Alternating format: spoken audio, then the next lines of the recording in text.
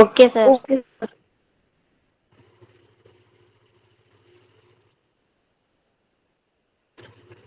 Screen दिसते का सर्वांना? Yes. Yes sir. Yes sir.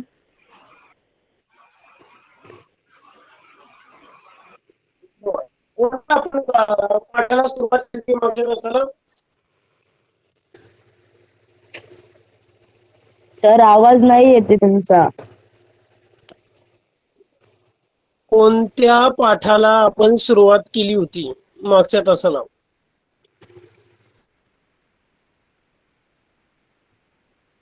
आहे फुल आहे नेटवर्क. हा, कोणत्या पाठाला सुरुवात केली ती?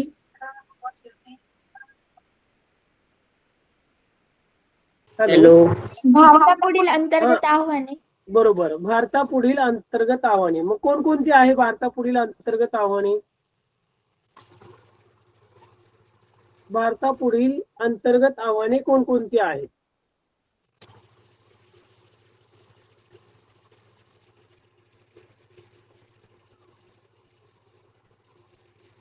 सांगा बरं वन बाय वन. लोकशाही. मी स्क्रीन फक्त थोडीशी जरा लॉस्ट ऑफ हे दाखवतो. बंद करून लिव्ह करून परत चालू करतो. आवाज. सांगा बरं भारतापुढील अंतर्गत आव्हाने कोणती आहेत?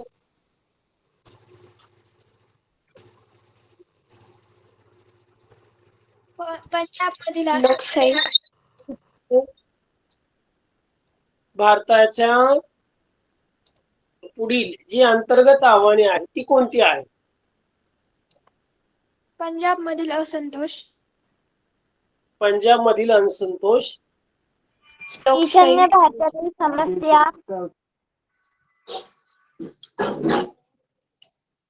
ईशान्य भारतातील समस्या. ईशान्य भारतातील समस्या. बर, अजून? सीयू. नागालँड. नागालँड. आसाम. आसाम. बर, माझा आता आवाज क्लिअर येतोय सर्वांना? स्क्रीन दिसते? Yes sir. Yes sir. सुरुवात करूया आपण. जरा लाईट गेल्यामुळे सर्व नेटवर्क जे आहे ते बंद झालं, त्यामुळे डिस्कनेक्ट झालं थोडा वेळ. तर भारताच्या अंतर्गत जी आव्हानं आहेत तर विविध पद्धती जी तुम्ही सांगितली की पंजाब मधील असंतोष असेल, ईशान्य भारतातील समस्या असतील, नक्षलवाद असेल, जमातवाद आणि प्रदेशवाद. नक्षलवाद म्हणजे काय? आपण पंजाब मधील असंतोष याची सुरुवात केली होती. ईशान्य भारतातील समस्या या बाबत पण तुम्ही बऱ्याच जणांनी सांगितले. नक्षलवाद काय आहे? कशाला म्हटलं आता नक्षलवाद?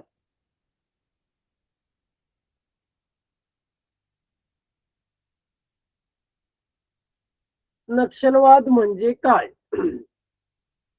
कोण सांगतंय? नक्षलवाद. प्रीती सांग बरं, नक्षलवाद म्हणजे काय? कशाला म्हटलं आता नक्षलवाद?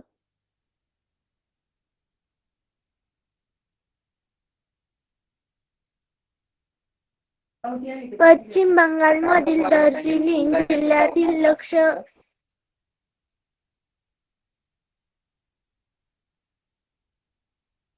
लबारी येथे घटनेतील 1927 मध्ये नक्षलवाद चळवळ सुरू झाली. बर, अपूर्वा काय सांगता येईल? नक्षलवाद मग ते सांगितले तुम्ही, चळवळ वगैरे नाही, पण नक्षलवाद शब्दाचा शब्दशः अर्थ काय आहे? कशाला म्हटलं आता नक्षलवाद?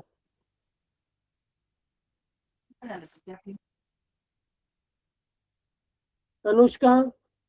चळवळी झाल्या त्याला लक्षवादी चळवळ असे म्हणतात. नक्षलवादी, लक्षवादी नाही.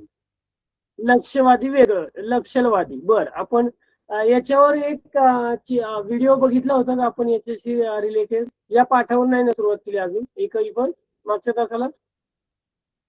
केली सर. केली होती सर. केली होती. नाही सर. बघूया किती जणांना तो व्हिडिओ आठवतो. बघूया, नाही नसेल तर आपण एक सुरुवात त्यावर करूया.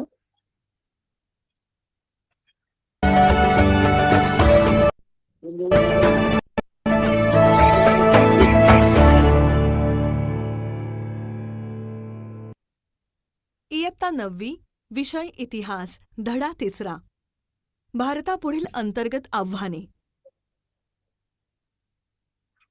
मुलांनो, या आधीच्या पाठात आपण पाहिले की भारत आणि भारताशेजारील देश म्हणजे चीन, पाकिस्तान यांच्याबरोबर बघितलंय? युद्धे झाली. ही बाहेरील हो, आव्हाने सर. भारतासमोर होती. तसेच भारताच्या एकच मिनिट. अंतर्गत भागातही काही आव्हाने होती. एकच मिनिट. मी उदाहरणार्थ थोडासा पुढे फुटीर- घेतो. मध्ये हा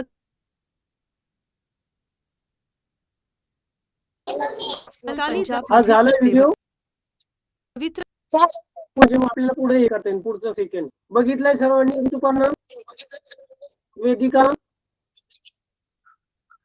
Yes, sir. येस झाला येस व्हिडिओ?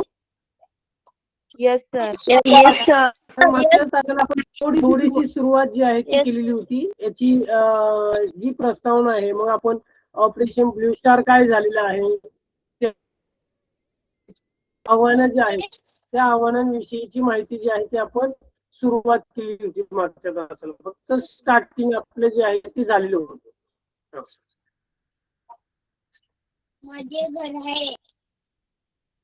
म्हणजे सुवर्ण मंदिरात लपलेल्या दहशतवाद्यांना बाहेर काढण्याची सैनिकी कारवाई होय. ही प्रमुख कामगिरी मेजर जनरल कुलदीप सिंग ब्रार यांच्याकडे सोपवली होती.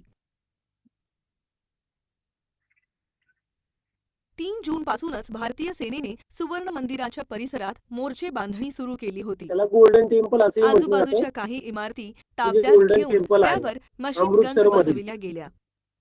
3 जून पासून सुवर्ण मंदिराच्या परिसरात संचारबंदी लागू केली, म्हणजे कोणत्याही व्यक्तीला तिकडे जाण्यास मनाई करण्यात आली.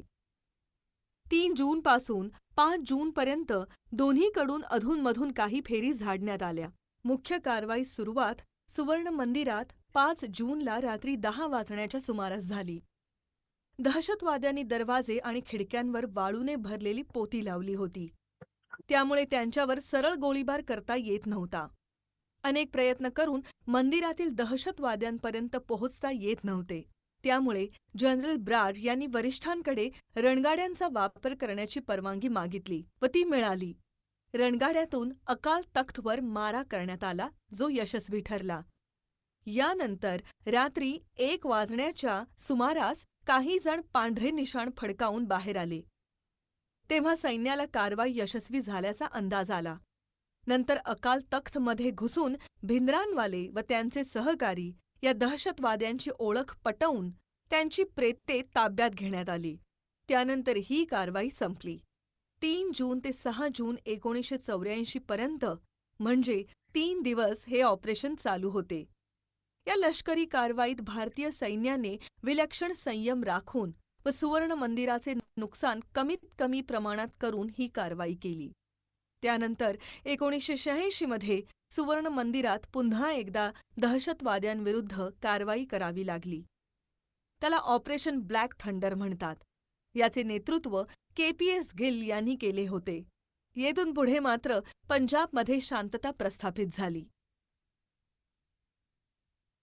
भारताच्या जे अंतर्गत आव्हाने आहे त्यामधलं सर्वप्रथम पंजाबमधील जो असंतोष होता याबाबत, आणि त्यानंतर आपण जर पाहिलं असेल की इंदिरा गांधींचं सरकार होतं आणि त्या काळामध्ये जे आहे ते ऑपरेशन ब्लू स्टार जे आहे ते मोठ्या प्रमाणात राबवण्यात आणलं होतं.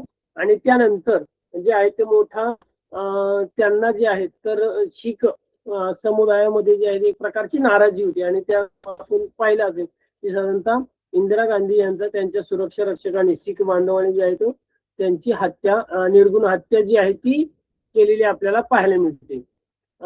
तर पंजाब मधला हा जो असंतोष आहे हे भारतीय ती जी आव्हानांपैकी एक आहे. त्यानंतर पुढे जे आहे ते एक प्रकारे मग तुम्ही आनंदपूर 1973 मध्ये चंदीगड पंजाबला देणे असेल त्यांच्या अंतर्गत ज्या घडामोडी ज्या आहेत याविषयीची माहिती आपण जे आहे ते या व्हिडिओमध्ये पण बघितली. जनरल भिंद्रानवाले 1983 मध्ये पंजाबमध्ये राष्ट्रपती लागू झाले आणि सुवर्ण मंदिर परिसरात वाळूची पोती रचून किल्ल्याचे स्वरूप, मग एक प्रकारचं मोठं उद्दिष्ट. मग याचं सुवर्ण मंदिरात लपलेल्या दहशतवाद्यांना बाहेर काढणे असेल कारवाई 3 ते 6 जून 1984 ही डेट लक्षात ठेवायची. आणि कोण? मेजर जनरल कुलदीप सिंग ब्रार यांच्या नेतृत्वाखाली भारतीय सैन्याने धडक कारवाई केली आणि याचा परिणाम काय झाला की सैन्याचे विलक्षण संयम राखून मोहीम झाली आणि भिंद्रानवाले व अन्य दहशतवादी जे आहे ते मारले गेले. आणि 1986 मध्ये ऑपरेशन ब्लॅक थंडर यानंतर पंजाबमध्ये एक प्रकारची शांतता जी आहे ती प्रस्थापित झालेली आहे. आता पुढचा आहे दुसरा, ईशान्य भारतातील समस्या. ईशान्य भारतातील समस्या अष्टभगिनी आणि मुख्य प्रवाहाशी जोडण्याची प्रक्रिया. आता ईशान्य भारतामध्ये कोणकोणती राज्य आहेत पहा, आसाम, अरुणाचल प्रदेश, मणिपूर, मेघालय, मिझोराम, नागालँड, सिक्कीम आणि त्रिपुरा. सांस्कृतिक आणि भाषिक वैविध्याने एक प्रकारची जी आहे ती घटक राज्य आहेत आणि ही ईशान्य भारतातली असल्यामुळे यांच्यामध्ये पण विविध प्रकारच्या ज्या समस्या आहेत, संघर्ष जे आहेत ते यांच्यामध्ये सुरू होते. आणि मग आपण एक एक राज्याविषयीची जी आहे ती साधारण माहिती जी आहे ती आपल्याला यामध्ये घ्यायची आहे. जसं की यामध्ये ऑपरेशन ब्लू स्टार नंतर जे ईशान्य भारतामधलं मग काय काय आहे तर त्यामधलं पहिलं मिझोराम जे आहे. मग ही जी राज्य आहेत तर या काळामध्ये साधारणतः काय व्हायचं की वंश, भाषा, सांस्कृतिक वैविध्य अशा विविध पातळ्यांवर या राज्य जे आहेत हा प्रदेशामध्ये वेगळेपण दिसून येतं. जनजाती भारताच्या मुख्य प्रवाहाशी जुळून घेण्याच्या कामी स्वतंत्र भारताचे पहिले पंतप्रधान पंडित जवाहरलाल नेहरू यांनी एक प्रकारचा पुढाकार घेतला आणि 1954 मध्ये नेफा ईस्ट फ्रंटियर एजन्सी अर्थात पूर्वांचल असा भाग निर्माण करण्यात आलेला आहे. म्हणजे आपण एक प्रकारचे जे आहेत. आणि मग 1965 मध्ये या भागाची जबाबदारी परराष्ट्र मंत्रालयाकडे देण्यात आली आणि ईशान्य भारतातील जो प्रदेश आहे तो एक प्रकारे मुख्य प्रवाहात आणण्यासाठी जो आहे 1971 मध्ये ईशान्य परिषद कायदा हा जो आहे तो करण्यात आलेला आहे.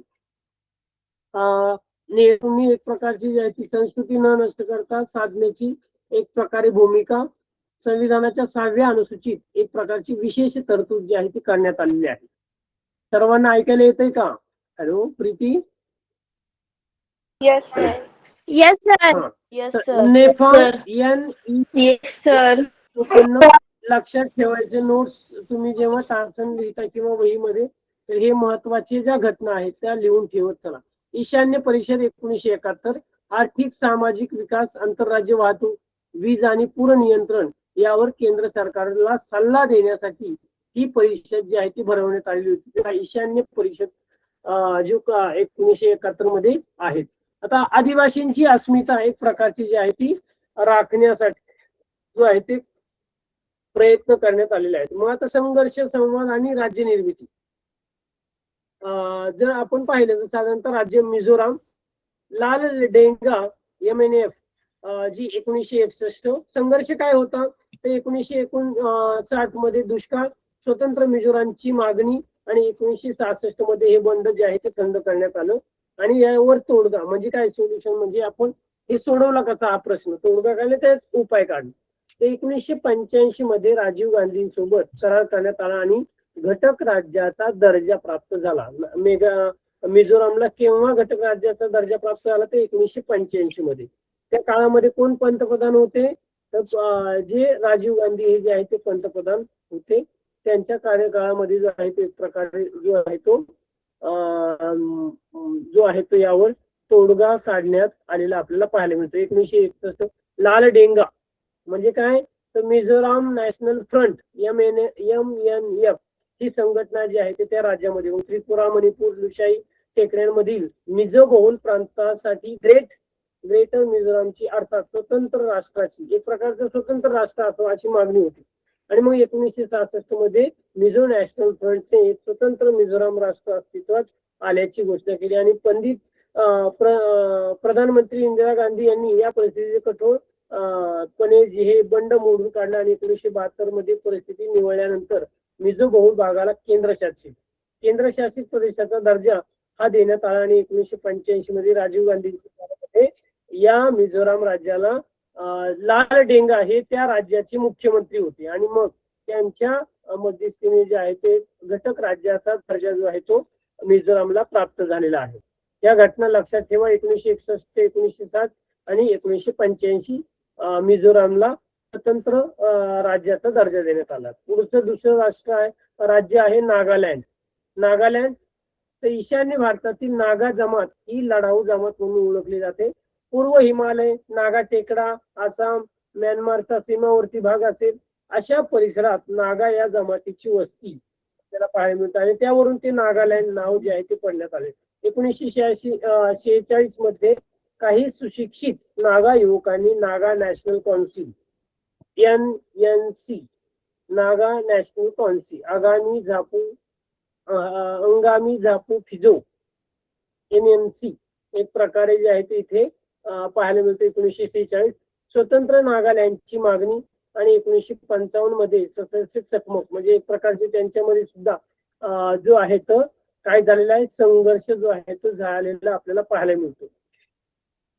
मग नागालँडच्या स्वतंत्र संघ राज्याच्या स्थापनेची घोषणा 1954 मध्ये आली आणि 1955 मध्ये आसाम रायफलचे सैनिक आणि स्थानिक यांच्यामध्ये चकमकी घडल्या. चकमकी एक प्रकारचं युद्धजन्य परिस्थिती आहे आणि हे चकमकी दडपवण्यासाठी लष्करी कारवाई करण्यात आली. केंद्र सरकार आणि NNC यांच्या चर्चेच्या अनेक फेऱ्या झाल्या. म्हणजे काय एक प्रकारच्या अनेक बैठका ज्या आहेत त्या झालेल्या आहेत. मग केंद्र सरकारने नागा बहुल भागाला केंद्र शासित प्रदेशाचा दर्जा देण्याचे ठरवलं आणि नेफा नागा बहुल भाग स्विएनसॉंग चा भाग एकत्र येऊन 1 डिसेंबर 1963 रोजी नागालँड राज्याची निर्मिती झालेली आहे.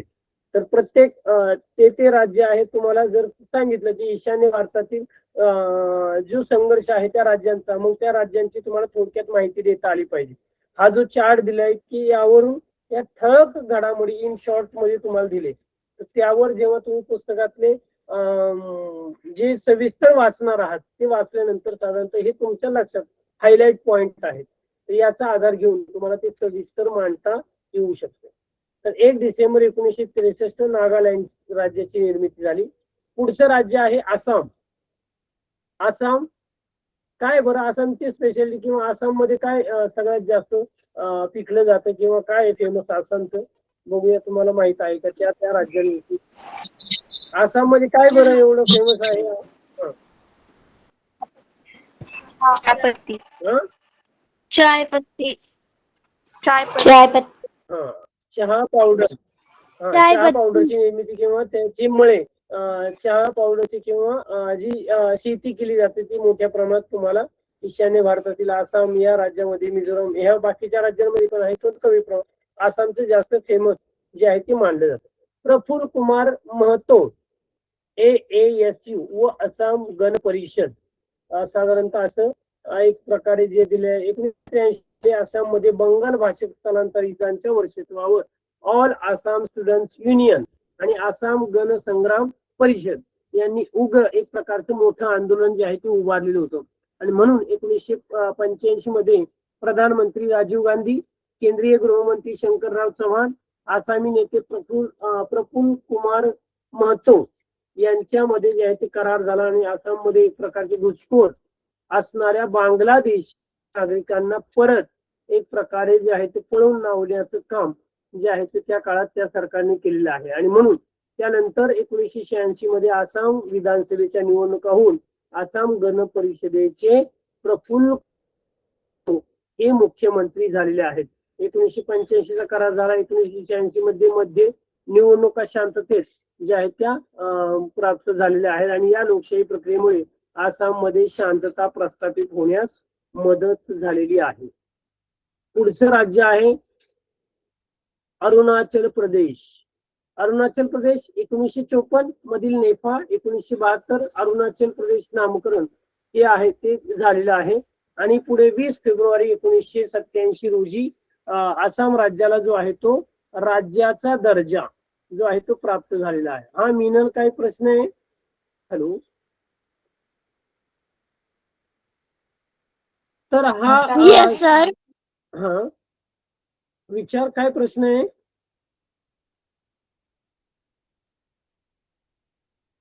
हॅलो मीनल तुला काही प्रश्न आहे बोल.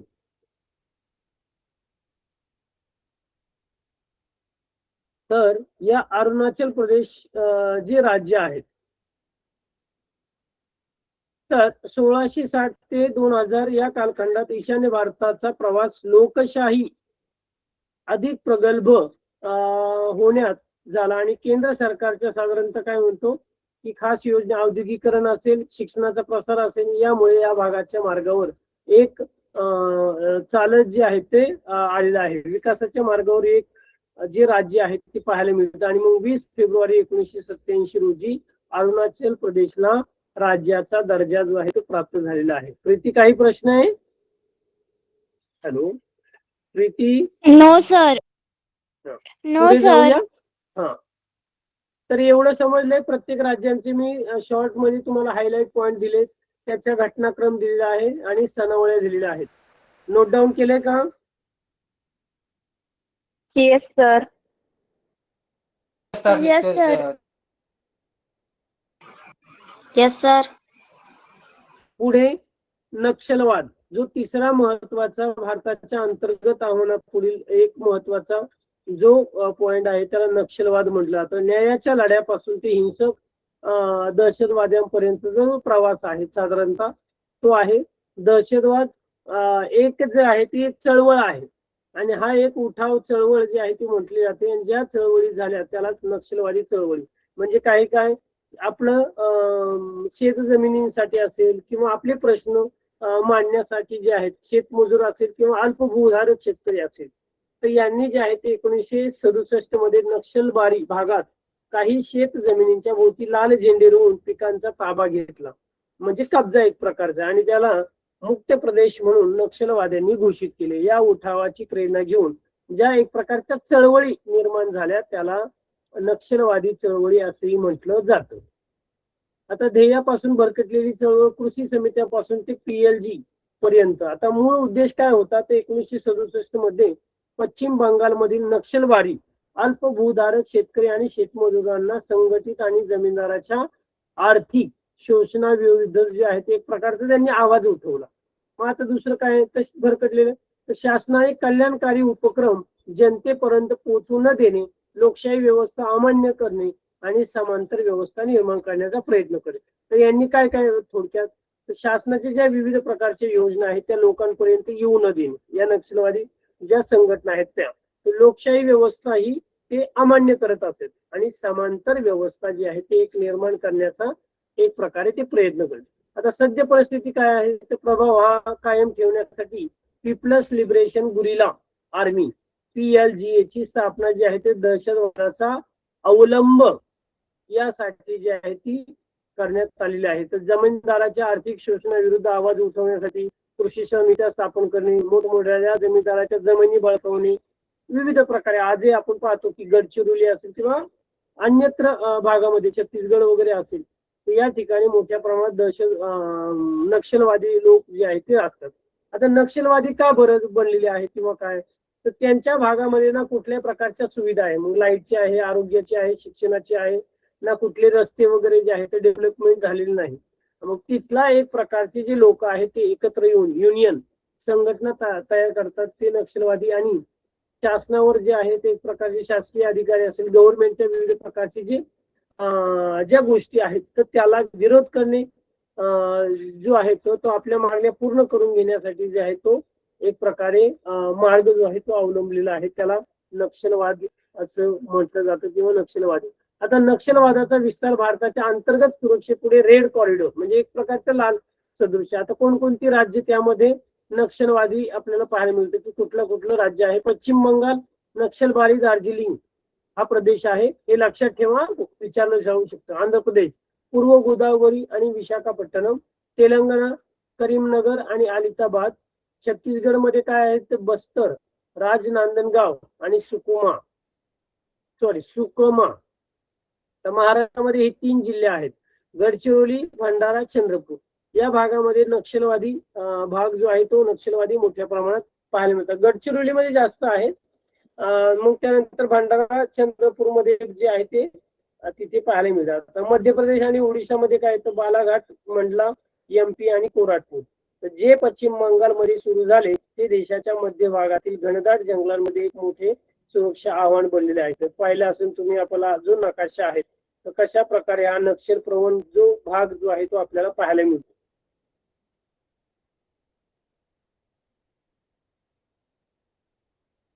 समजले का इथपर्यंत?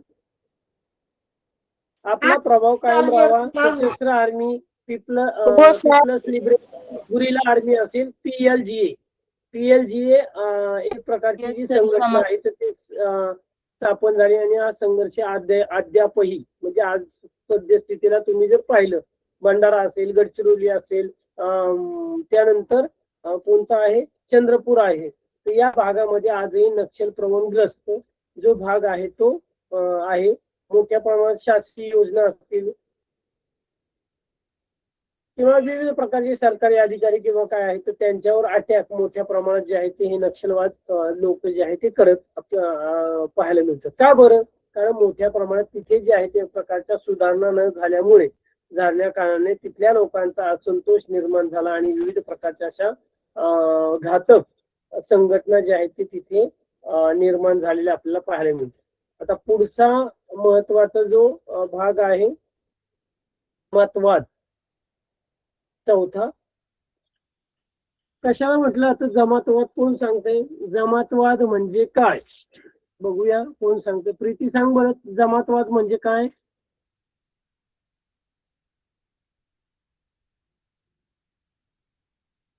प्रीती कोण सांगते? जमातवाद म्हणजे आपल्याला धर्मश्रेष्ठ मानणे व इतर धर्मांना कमी लेखन होणे. बर, अजून कोण सांगते? जेव्हा आपल्या धर्मांना अभिमान बाळगण्याचा अतिरेक होतो तेव्हा त्याच्यात दुर्बीण रूपांतर होते.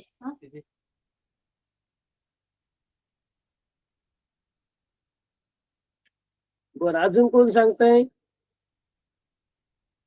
जमातवाद म्हणजे काय? प्रत्येकाला आपलाच धर्म श्रेष्ठ आणि बाकीचे सर्व तुच्छ वाटतात, याला जमातवाद असे म्हणतात. तर देशाच्या ऐक्यापुढे एक गंभीर आव्हान आपल्याला पाहायला मिळतं. संकुचित धार्मिक अभिमानाने जमातवाद हा निर्माण झालेला आहे. तर ब्रिटिशांनी आपल्या देशात जमातवादाचे त्या काळामध्ये जे आहेत तर बीज हे पेरलेलं आहे आणि एक प्रकारचा आपलाच किंवा एक प्रकारे काय असणे एकाच धर्माविषयी जे आहे ते राहणे आणि इतर धर्मीयांना जो आहे तो एक प्रकारचा राग द्वेष निर्माण एक प्रकारचा राहणे, तर त्यामध्ये जो आहे तो हा संघर्ष किंवा जमातवाद जो आहे तो निर्माण झालेला आपल्याला पाहायला मिळतो. तर काय सामाजिक ऐक्य यामुळे जे आहे ते एक प्रकारचे राष्ट्रीय ऐक्य कसे जपता येतात? जमातवादाच्या सर्व शक्तीनिशी मुकाबला करणे आवश्यक आहे आणि त्यामध्ये आपण विविध प्रकारच्या चालीरीती, सण समारंभ यामध्ये आपण जे आहे ते सहभागी झाले पाहिजे. धार्मिक सलोखा जो आहे तो टिकून राहिला पाहिजे. मग त्यामध्ये त्याला आर्थिक, राजकीय, ऐतिहासिक अशा कोणत्याही प्रकारची कारणे आहेत आणि अशा प्रश्नांचा आपण शोध घेतला पाहिजे. जमातवाद जर नष्ट करायचा असेल तर राष्ट्रीय एकता म्हणजे युनिटी जे आहे ते आपल्याला साधारणतः असायला हवी. तर जमातवादाची दुष्टचक्र आणि दुष्टविमान, अतिरेक, हिंसक दंगली कशा प्रकारे? तर धर्म विमानाचा अतिरेक, आपलाच धर्म श्रेष्ठ आहे आणि बाकीचे तुच्छ वाटणे, येथून धर्मांधता सुरू होते. एक प्रकारची संशय आणि अविश्वास, परम धर्मीयांवर म्हणजे इतर जाती धर्मांवर आपण संशय घेणे, देश बांधवांना आपण शत्रू लेखणे. जसे तिसरा आहे चुकीचा दृष्टिकोन म्हणजे आर्थिक सामाजिक प्रश्नांवर धर्माच्या चौकटीत पाहणे आणि अन्याय होत असल्यास त्याची एक प्रकारची भावना. दंगली आणि विध्वंस, धार्मिक प्रतीकांचा अपमान झाल्यास भावनेतून दंगली पेटणे, निष्पाप जीव जाणे आणि मानवतेचे रक्षण. आपण पाहतो की जाती जातीमध्ये एक प्रकारचे भांडणं जे आहे ते आता प्रकारे मोठ्या प्रमाणात होताना आपल्याला दिसून येते आणि यामुळे पूर्ण जे आहे ते एक प्रकारचं राष्ट्रीय ऐक्य कुठेतरी काय होत आहे त्याला धोका पोहोचत आहे. राष्ट्रीय ऐक्यासाठी जमातवादावर मात संवादाचा आणि तर्काचा मार्ग एक प्रकारचं राष्ट्रीय ऐक्य उपाययोजना काय केलं पाहिजे? भिन्न धर्मीय लोकांमध्ये मिसळणे, सर्व जाती धर्मातील लोकांना सण उत्सव समारंभ जे आहे ते एकत्र करणे, त्यामध्ये सम्मिलित होणे आणि चांगल्या चालीरीती स्वीकारणे. दुसरे तर्कशुद्ध विचार, सामाजिक आर्थिक प्रश्नांकडे तर्कशुद्ध पद्धतीने जे आहे ते पाहिलं पाहिजे आणि या प्रश्नांचा धर्माशी गल्लत न करणे म्हणजे त्याच्याशी कुठे कम्पेअर करू नये. मुळाचा शोध काय तर धार्मिक सलोखा राखणे यामुळे बिघडू शकतो. आर्थिक, राजकीय आणि ऐतिहासिक कारणांचा एक प्रकार यामध्ये आपण शोध घेणे महत्वाचं आहे. आणि पुढचा महत्वाचा घटक आहे प्रदेशवाद. काय बरं प्रदेशवाद म्हणजे काय? प्रदेशवाद बघूया. प्रदेशवादाचे शब्दशः अर्थ किती जणांना येतो? प्रदेशवाद कशाला म्हटलं जातं? अपूर्वा सांग बरं, प्रदेशवाद म्हणजे काय? सर मी सांगू का? बघू ना अपूर्वा काय सांगते. हा, तर एखाद्या कारणामुळे म्हणजे जे आजूबाजूचे देश असतात त्यामध्ये भांडण होणे, जसे की काही म्हणजे काही ट्रान्सपोर्ट करण्यावरून वगैरे. आपले प्रदेशाविषयी आवाजही अभिमान बाळगणे म्हणजे प्रदेशवाद होय. बरोबर. तर तुम्ही पाहत सर असाल मी की सांगू का सुपर्णा? महाराष्ट्र ऐका, महाराष्ट्र आणि कर्नाटक. एक मिनिट माझं बोलून होऊ द्या, मग विचार सांगा तुम्ही, तोपर्यंत नका.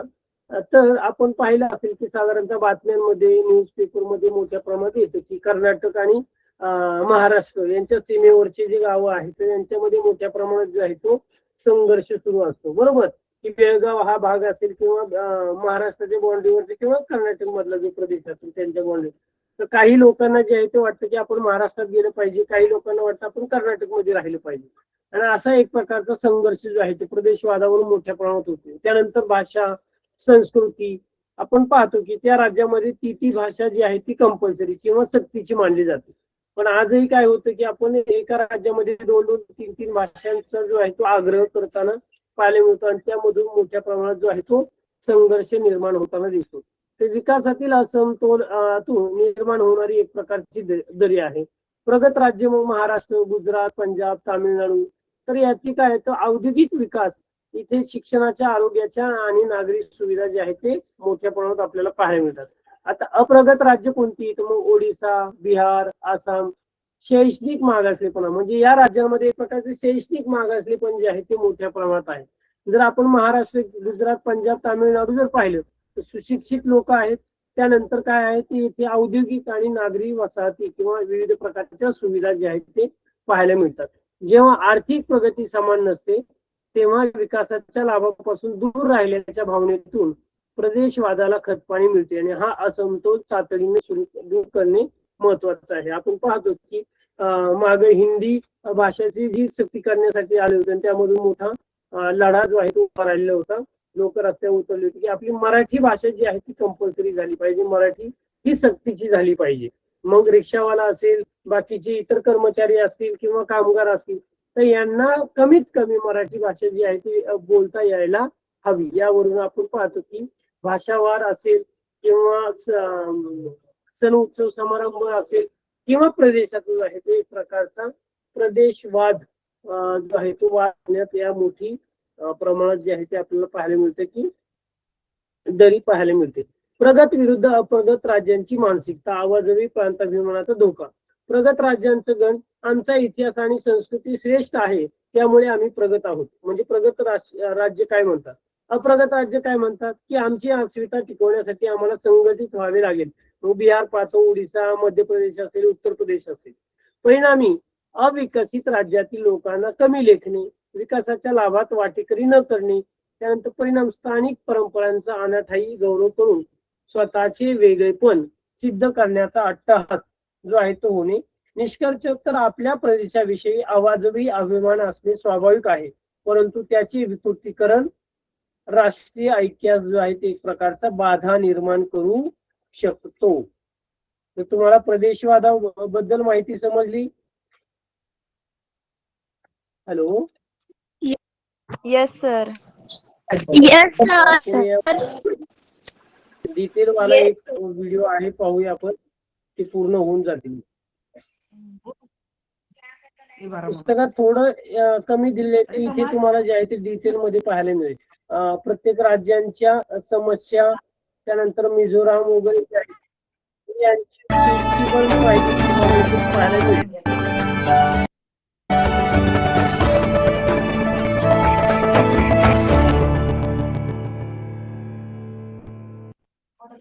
मिझोराम.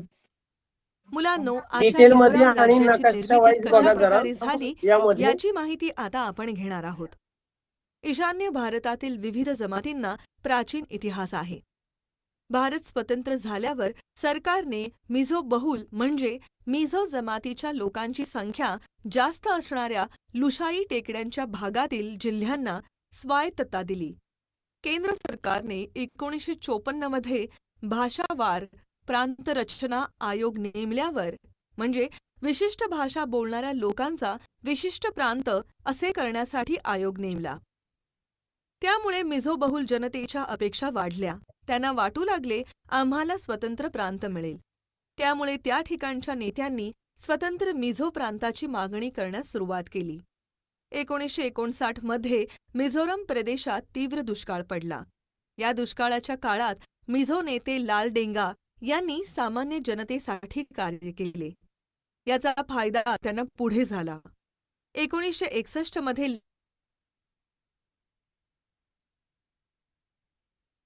लाल डेंगा यांनी मिझो नॅशनल फ्रंट म्हणजे MNF या संघटनेची स्थापना केली. या संघटनेच्या माध्यमातून त्यांनी त्रिपुरा, मणिपूर आणि लुशाई टेकड्यांमधील मिझो बहुल प्रांतांसाठी ग्रेटर मिझोरम अर्थात स्वतंत्र राष्ट्राची मागणी लाल डेंगा यांनी केली. त्यांची ही मागणी त्यावेळच्या सरकारने मान्य केली नाही. त्यामुळे मार्च 1966 मध्ये मिझो नॅशनल फ्रंटने स्वतंत्र मिझोरम राष्ट्र अस्तित्वात आल्याची स्वतःच घोषणा केली. केंद्र सरकारच्या विरुद्ध जाऊन MNFने ही घोषणा केली. 1966 मध्ये पंतप्रधानपदी इंदिरा गांधी होत्या. त्यांनी हे मिझोंचे बंड कठोरपणे हाताळून यशस्वी रीतीने मोडून काढले. 1972 मध्ये परिस्थिती शांत झाल्यावर या प्रदेशाला केंद्रशासित प्रदेशाचा दर्जा देण्यात आला. म्हणजे केंद्र शासनाचे वर्चस्व या प्रदेशावर राहणार होते. पुढे पंतप्रधानपदी राजीव गांधी आल्यानंतर 1985 मध्ये राजीव गांधी व MNF यांच्यात तडजोड होऊन मिझोरमला घटक राज्याचा दर्जा देण्यात आला. अशा प्रकारे 20 फेब्रुवारी 1987 ला मिझोराम हे राज्य निर्माण झाले. त्याचे पहिले मुख्यमंत्री हे MNFचे प्रमुख लाल डेंगा झाले. मिझोरम हे भारत देशाच्या ईशान्य भागातील एक राज्य आहे. मिझोरमच्या उत्तरेस आसाम, ईशान्येस मणिपूर, पश्चिमेस त्रिपुरा ही राज्ये तर पूर्वेस व दक्षिणेस म्यानमार व पश्चिमेस बांगलादेश हे देश आहेत. ऐझॉल ही मिझोरमची राजधानी व सर्वात मोठे शहर आहे. मिझो व इंग्रजी या येथील प्रमुख भाषा आहेत. मिझो आणि इंग्रजी ही मिझोराम मधली जी आहे त्या प्रमुख लँग्वेज किंवा भाषा आहेत विचारलं जाऊ शकतं. जेवढं आपल्या पुस्तकात नाही थोडंसं मी डिटेल काय घेतो की तुम्हाला जास्त त्याविषयीची माहिती असावी. पुढे जाऊन जे आहे तर एक प्रकारचा आपला शेवटचा मुद्दा घेऊया प्रदेशवाद. याच्यावर प्रदेशवाद आणि जमातवादावर तरी आहे.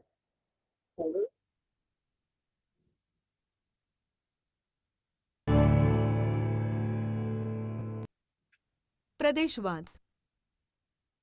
मुलांनो, प्रदेशवाद म्हणजे आपल्या प्रदेशाविषयी अवाजवी अभिमान बाळगणे होय. डिटेल मध्ये लक्ष द्या जरा. उदाहरणार्थ मी बंगाली, मी मराठी, मी गुजराती इत्यादी वरील प्रमाणे आपली ओळख सांगणे वेगळे.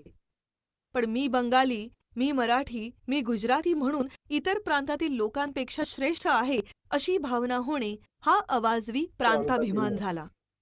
आपल्या प्रदेशाविषयी वाटणाऱ्या आपलेपणाला अशा अवाजवी प्रांताभिमानामुळे विकृत स्वरूप प्राप्त होते.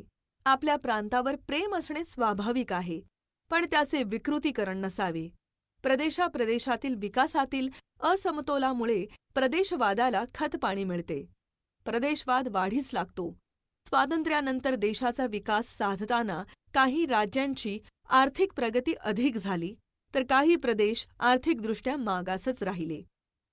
उदाहरणार्थ महाराष्ट्र, गुजरात, पंजाब, तामिळनाडू ही राज्ये आर्थिक व औद्योगिकदृष्ट्या बरीच विकसित झाली, तर या उलट ओडिशा, बिहार, आसामसारखी राज्ये आर्थिक व औद्योगिकदृष्ट्या अप्रगत राहिली. आर्थिक विकास व सुधारणा हा प्रगतीचा पाया असल्याने ज्या राज्यात आर्थिक विकास होतो ती राज्ये इतर क्षेत्रातही प्रगती साधू शकतात. उदाहरणार्थ शिक्षण, आरोग्य, संस्कृती, मूलभूत सुविधा इत्यादीचा विकास होऊ शकतो. ज्या राज्यात असा विकास झालेला नसतो ती राज्ये मात्र शैक्षणिक तसेच नागरी सुविधांच्या बाबतीत खूपच मागे राहतात. प्रगत राज्यांना व तेथील लोकांना ज्या विकासाच्या संधी उपलब्ध होतात त्या अशा राज्यांना मिळत नाहीत. शैक्षणिक मागासलेपणा, बेरोजगारी, दारिद्र्य अशा प्रश्नांनी ती गांजली जातात. आपली फसवणूक होत आहे, विशिष्ट राज्यांचा विकास होत आहे व आपल्याला विकास व लाभापासून दूर ठेवले जात आहे अशी भावना त्यांच्या मनात निर्माण होते. यातूनच मग राज्यातील सलोखा नष्ट होतो. काही राज्य आपल्या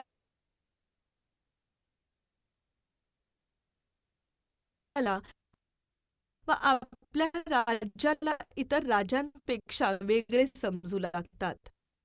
याचा परिणाम राष्ट्रीय ऐक्यावर होतो. त्यासाठी सलोखा ज्यामुळे नष्ट होतो त्या आर्थिक असमतोलाचा प्रश्न आपण तातडीने सोडवायला हवा. त्यासाठी आपले शासन प्रयत्नशील आहे. प्रदेशवाद हा प्रगत आणि अप्रगत अशा दोन्ही प्रकारच्या राज्यांना झपाटू शकतो. जे प्रदेश प्रगत आहेत ते आपल्या प्रगतीचा संबंध आपल्या प्रदेशाचा इतिहास, संस्कृती याच्याशी जोडतात. त्याचे श्रेष्ठत्व सांगण्यास सुरुवात करतात.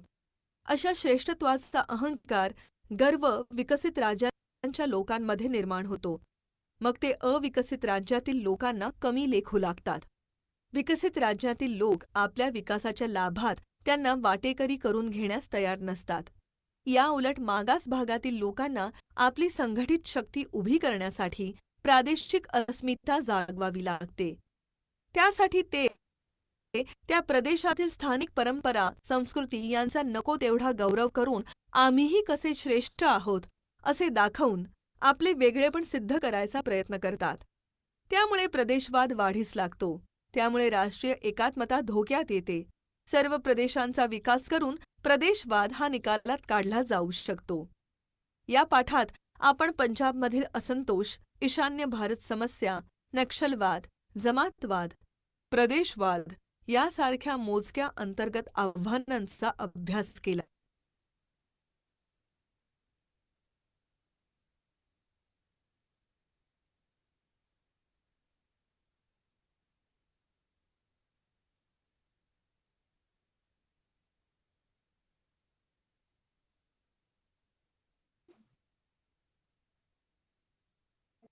सर तुमचा आवाज नाही येत आहे.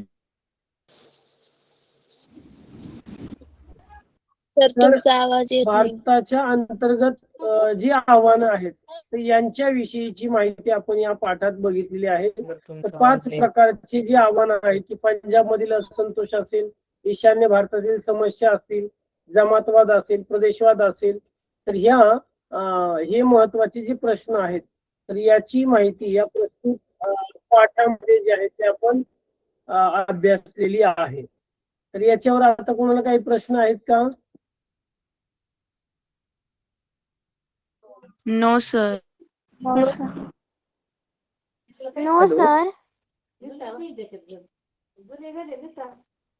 आता व्यवस्थित पाठ समजलाय? यावर जे आहे ती मी स्वाध्याय तुम्हाला देणार आहे की वर्कशीट. तर ती वर्कशीट जी आहे ती सोडवायची आहे. तुमचे जरा माईक बंद ठेवा, पंजाब मधील असंतोष, ईशान्य भारतातील समस्या, नक्षलवाद, जमातवाद आणि प्रदेशवाद हे 5 अंतर्गत आव्हाने जी आहेत या विषयीची माहिती आपण या पाठामध्ये बघितली आहे. तर एक प्रकारे एक तरुण लोकशाहीने आपल्या अंतर्गत अखंडतेला मिळालेल्या धोक्यांचा कसा सामना केला याची, परत त्यानंतर कशा उपाययोजना आहेत यावर एक प्रकारचा प्रवास आपण या पाठामध्ये साधारणतः बघितलेला आहे. की पंजाब मधला असंतोष काय आहे, ईशान्य भारतातील जी राज्य आहेत तर त्यांच्यामध्ये त्यांची घटक राज्याचा दर्जा केव्हा मिळाला, कोणकोणते जे आहेत तर संघर्ष त्यामध्ये आहेत, तर नक्षलवादी चळवळ्या किंवा कारवाया कोणकोणत्या राज्यांमध्ये सुरू आहेत, जमातवाद काय आहेत एक प्रकार, आणि प्रदेशवाद या विषयीची माहिती आपण थोडक्यात या पाठामध्ये अभ्यासलेली आहे.